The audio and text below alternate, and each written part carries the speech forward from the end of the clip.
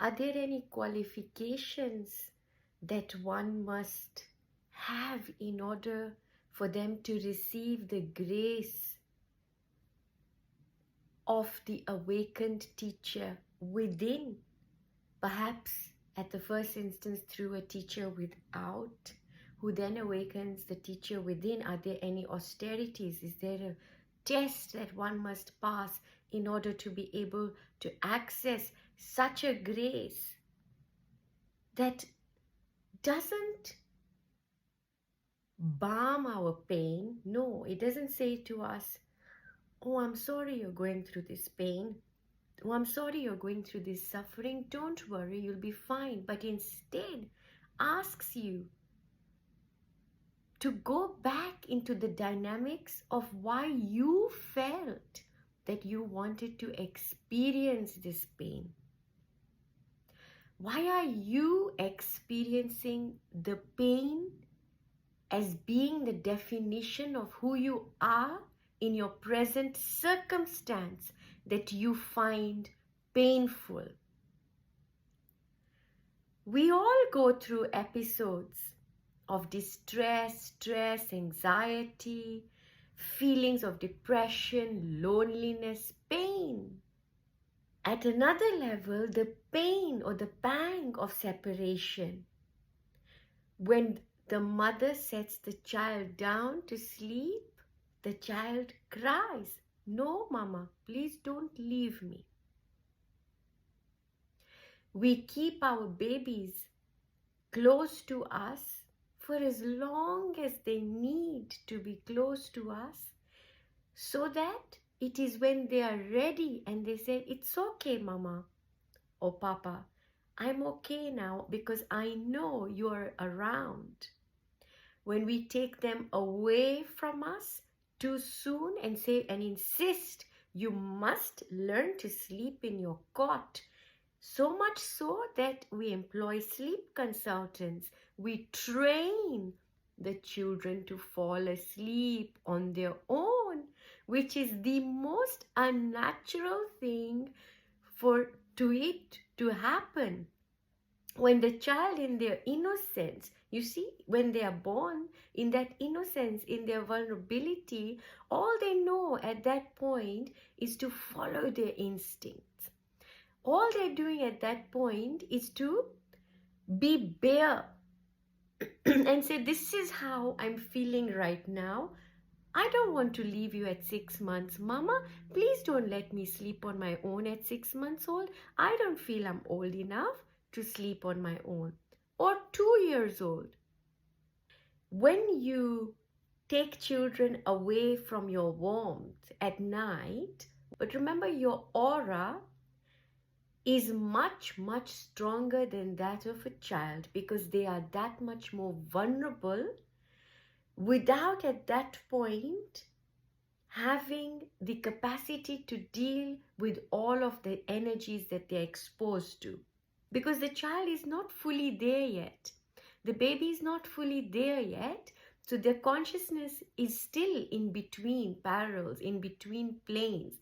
At this point, the child is very, very, very bare, very vulnerable at this point, protecting them from other forces around. When the child is not yet ready, and the child knows, "I'm not ready, I'm not throwing a tantrum, I'm not having a meltdown, or I'm not doing this on purpose, but really, as a child, I'm not ready to go and sleep on my own yet." Child is very, very vulnerable when they go to sleep. You see, when we go to sleep, if you ever see when your child is fully asleep and then you go and if you try to shake them, the body starts shaking because they're not even in the body. Yeah, their consciousness is not even fully there. So they are very, very raw.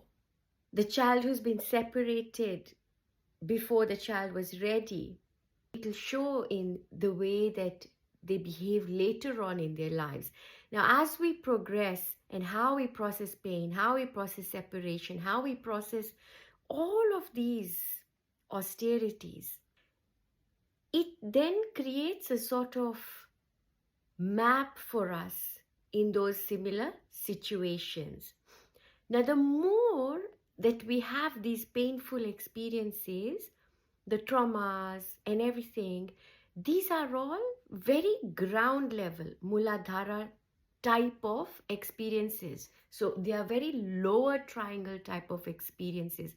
So you might have started when you incarnate as a soul and you come here and you want to have these experiences. You've chosen to connect with a particular vibe for you to experience things, and then the family that you choose will also depend on what you want to experience and what you already experienced before, what you want to work out, what you don't, what is going to be carried forward.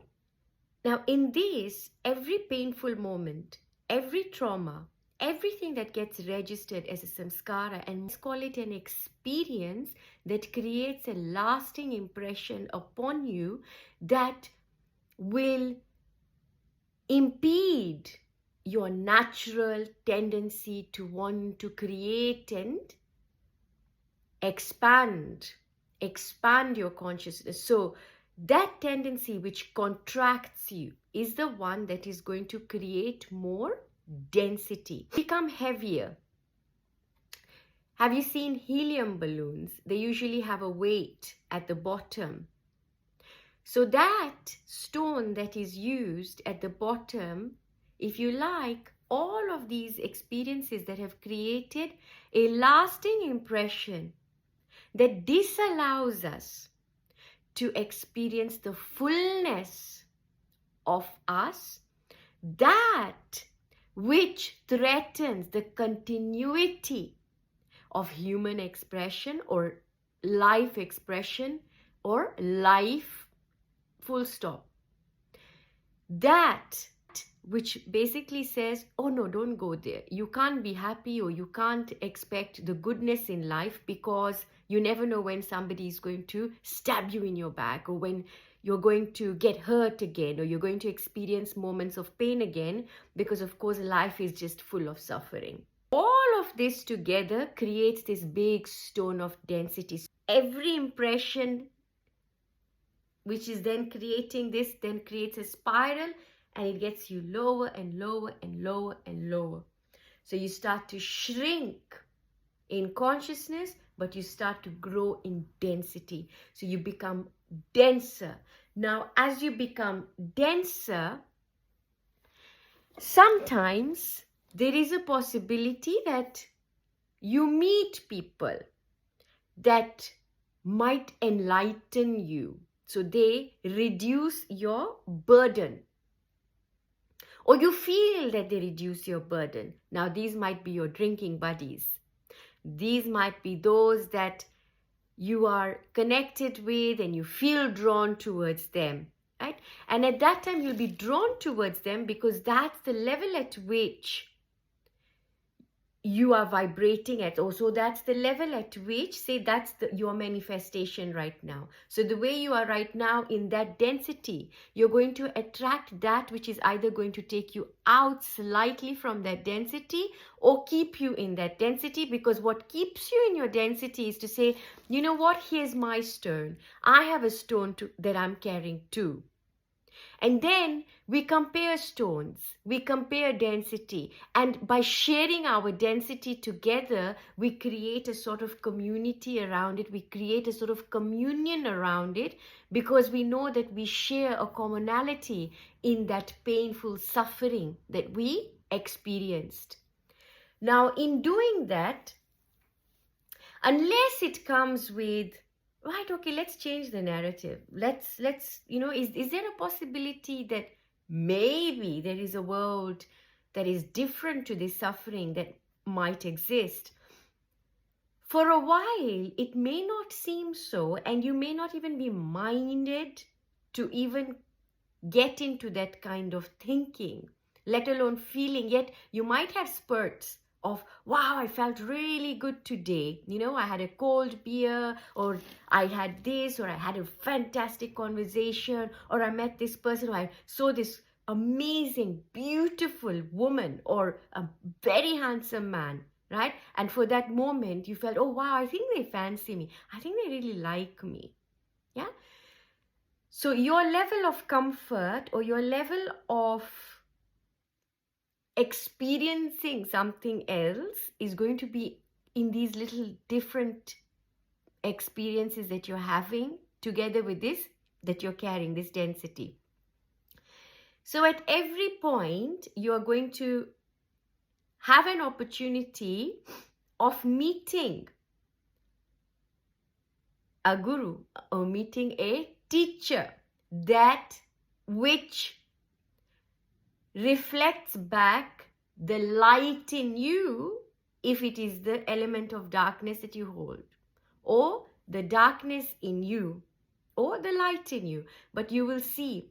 Now, when you are carrying that bigger weight, so carrying that bigger stone, and you're weighed down by it, when you reach rock bottom, even lower than rock bottom, normally, not even normally, but this is possibly when you may then seek therapy, counseling, help, medication. And for some of you, you might have spontaneous awakenings. For some of you, which it has gone to wherever at this point, your teacher will come to you, right? And that will happen when there is that will, that no, I want to set this load down, or I don't know what to do, or that this load is so heavy that let it take me, let it take you. And then our natural self-organizing tendency, self-healing tendency that till now you were not conscious or aware of will kick in. And this is where so many of you who experience spontaneous Kundalini awakenings, spontaneous spiritual awakenings, who suddenly found gurus and teachers and who've gone on their own journey, maybe books, maybe just naturally something just clicked and it opened up for you. It's usually at this peak of that density. It is not that you had to go through all of that. It is what you meted out for yourself to experience, because we want to experience every facet and aspect that we possibly can with our consciousness and see, okay, now how far can I stretch it this time? Maybe this time I'm going to choose to be in this kind of a family, this sort of defunct, and then we see where that is going to take us. Because actually, ultimately, I want to get to this point. This is the experience I want to have. Maybe I want to have a spontaneous Kundalini awakening. I want that reminder. But I also want to heal the family that I was born in. I also want to go through that. So there will be an intent that you already have before it has been enacted in the gross physical reality, which is the last stage of creation. The gross physical reality that you're seeing all around is the last stage of creation. The very first one takes place, is manifest, when there is just a big ball, a big egg.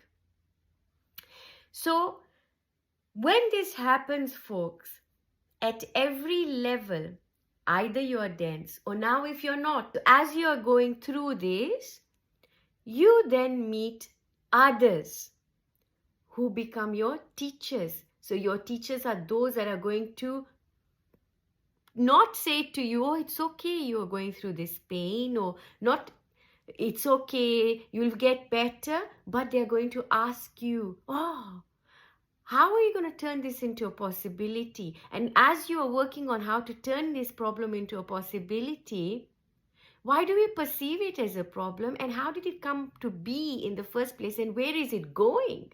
Where is it going? Because the result of the suffering is in what lies the answer to why that happened. And perhaps not the immediate result, but the eventual result that is going to come about this is exactly the reason why it got meted out in the way that it did. And at every point, you are going to be connected with grace. Now, it is when you then have your awakening, then you realize, oh, I was always in grace. I was always connected. It was always connected to me.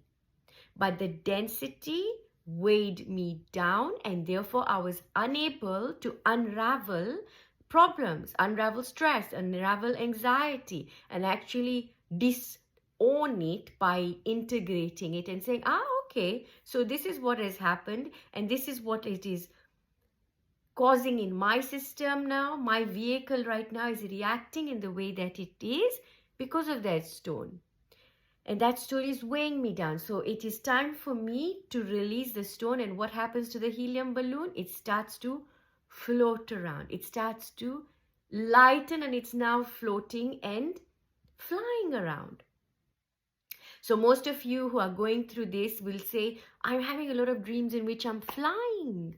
Right? So because you literally are now developing wings, and as you're going through this, some of you might dream that somebody is holding you down, or you feel like you're being weighed down by something. An awakened guru is that element or the principle that causes or acts out the awakened teacher inside of you. And it is not that suddenly the teacher has just woken up and there's some alarm bells that have been set off. No. But that it was always there and you've become alert, aware to, whoa, hang on. I didn't realize I had a treasure trove of my own personal guru. And guess what? That's me. It's me. And that me is not going to be the me that you're seeing in the mirror, or the me that is the encasing that we are carrying, or this vehicle through which we're experiencing, but it's going to be the me that sits outside of this vehicle.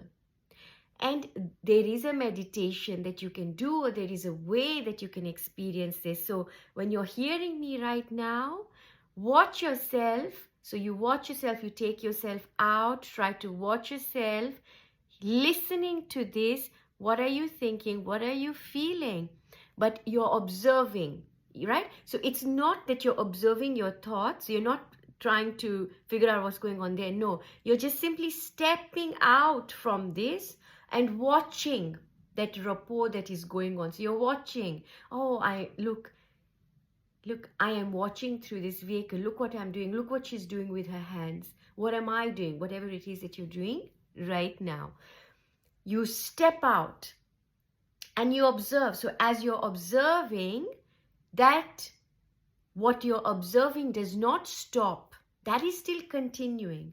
But what you realize when you step out is, wow, how am I able to observe what is happening? And one, what is happening is still happening. Second, it's not really happening to me. So it's not happening to you. Right? So when you step out, and this is what creates that floaty feeling that I'm dreamy. When you're going through your awakening and you're now at an advanced stage of spiritual awakening, that's when you start to actually experience the reality of this physical reality, that it is a dreamlike state. And it starts to feel like you're in a dream. Yeah. And that when you are, done with the doing and done with the day and done with everything, and then you're like, you're like, yes, now I can observe. And during the day, when you're out of you and you're observing, you're just watching, okay, what's going on? You might be driving a car. Like, oh, look what's happening. What are we doing? What are we doing? And that part that remains unchanged, and that it is always there, is the part that we focus on. Or we focus on that because that is our reality. We focus on that, the formless aspect of us. But when we are going through a Kundalini awakening, what we're focusing on is the form of us when it is rising and awakening and going through various chakras. And that is the healing and, all of those things with your, the pain, the suffering, the trauma, the samskaras, the vrittis, the karma. That is now you going through the form of your awakening. Yeah. So when we are connected to that formless and we are stepped out, we're working from up here. When we are stepped in and involved, we're working from below, going right up, but holding that at the same time. For some of us, we may not be able to hold that up at the same time and be in that witnessing experience of us yet. So that might take time, or some of us might be in the witnessing experience but not fully embodied, which means that you're not fully in touch with the samskaras, the vrittis and all. Yeah. And this is where, when that happens, yes, you're having this experience, and yes, you're sitting up there and you've got these profound experiences, but you're not realizing that the way that you are experiencing this and the way that you still have those samskaras, you still have the karmas through which you're working and using as your vehicle, which is you still have your patterned, conditioned existence. You're still working through that, which is why you still react in the same way, which is why, you'll have your own, like say for example, you'll still fall back to the same vehicles through which you wanted to experience spirituality, or what you considered spirituality to be. Yeah. So if you had that mindset, oh, for us to be spiritual, we don't eat meat, we don't drink, we don't smoke, we don't do drugs, we don't do this, we don't do that, we don't wear short dresses, we don't wear, I don't know, we are not revealing, we are not sexy, or we don't use that language, we use different language, or if you're a man, like there are so many there'll be so many different things there. So though you may be feeling open and wow, I'm experiencing this and I'm able to now observe, without going through the system, that observation may become a tainted observation, so that you're not fully witnessing, but you're still engaged in the samskaras that you've taken on. So those samskaras have got to go. They've got to go. There's no place for them, because they limit us. When we say, oh, it has to be this way, it has to be that way, you got to do this, we've got to do this. There is no test to pass. There's no austerities. There's no penance. Life itself is one big austerity.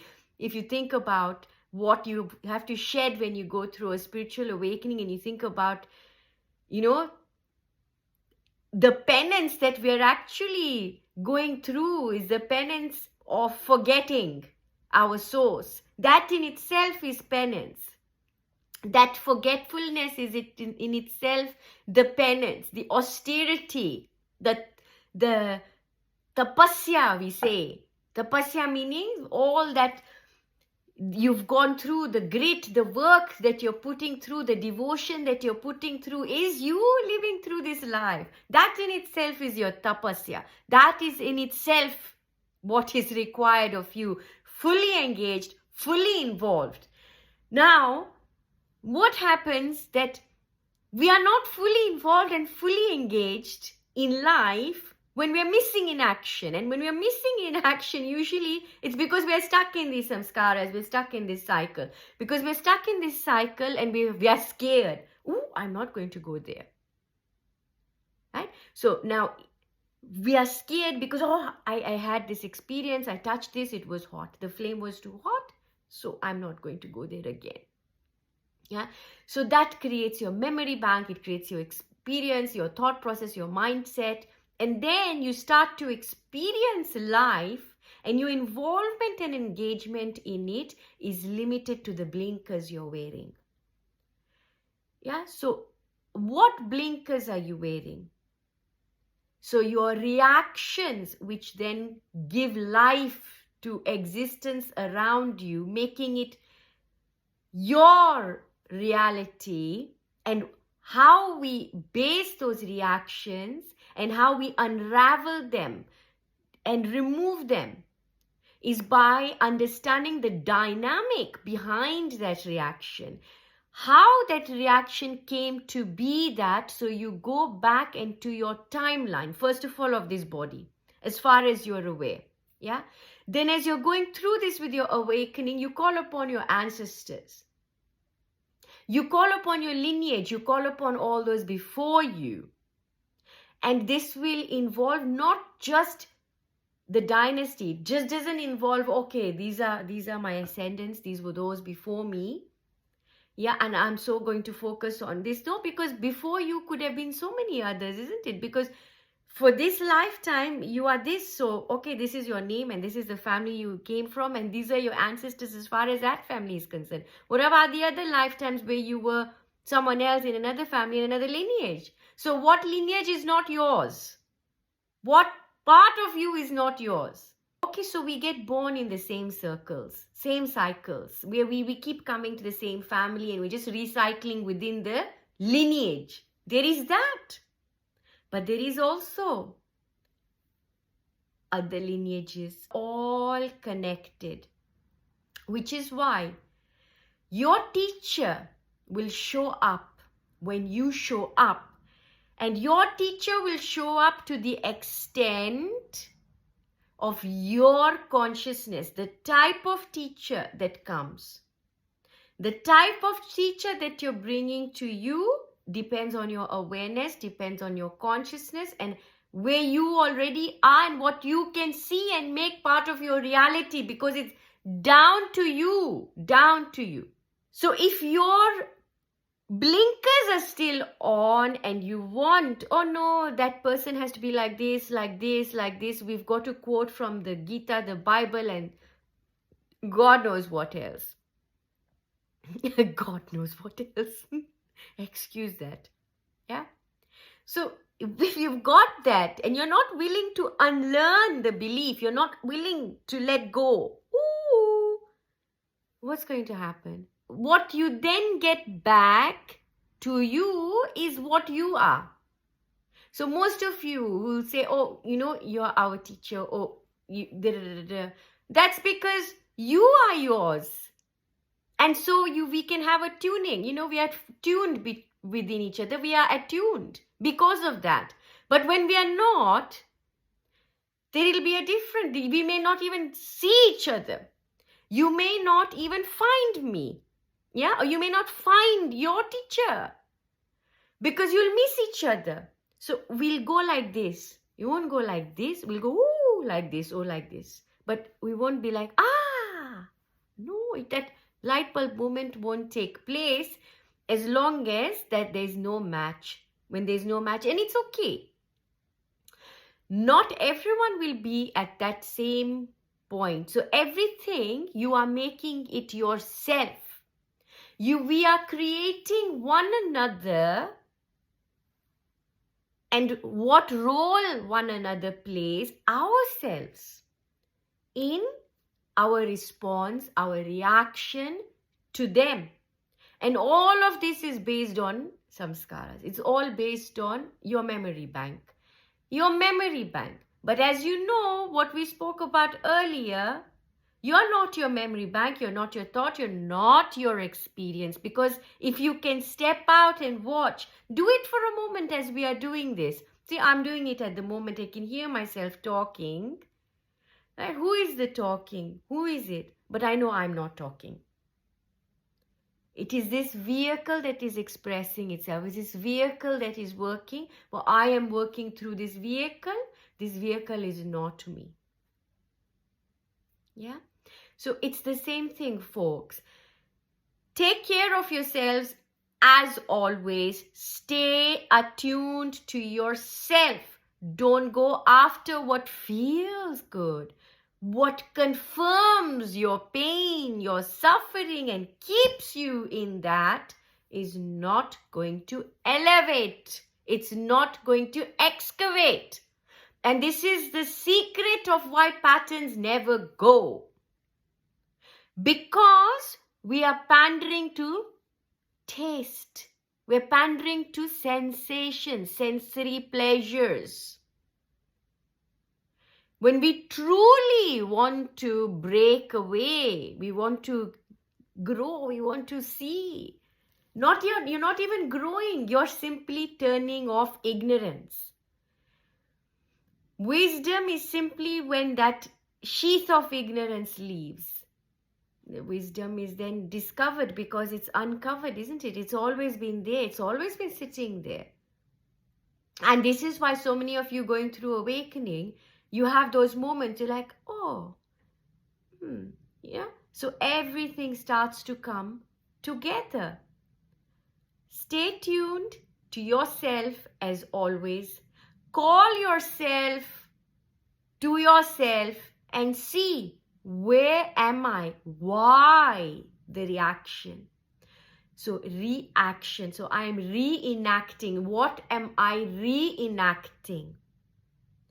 The Guru is always at your beck and call within you. Gu, dark. Ru, light. It is not a question of I'm all light, I'm all love. No. We are all of it. So we just want to bring ourselves to the point in the middle of it all. It's not that I disown the light, I disown the darkness. Oh, there can never be shadows, they never dark. It's all there, folks. It's all there. It's all part of it. We all have Durga inside of us. We all have that aspect, which is the divine feminine in us. There's going to be a post on this right next after this. Lots of love. Take care. Stay tuned in for divine masculine, divine feminine. Take care.